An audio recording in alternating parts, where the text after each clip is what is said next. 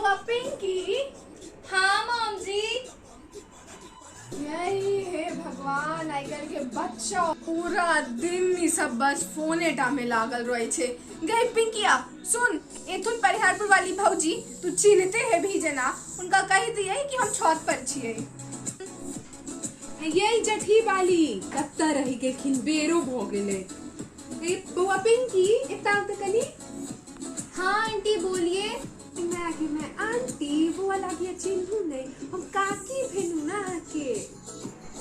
अरे हाँ वही आंटी, मॉम जी ना छत पे गई है। आब गेलखिन परिहारपुर वाली। गई पिंकी गोर लगी। आंटी आंटी की करल छी, काकी लगथु ना, गोर लगी। पुच्ची लागिया के विदेश घूम के ला देवी तकन से आंटी आंटी लगा कर रखिया। अब तक सुनै छी मॉम जी कहिया।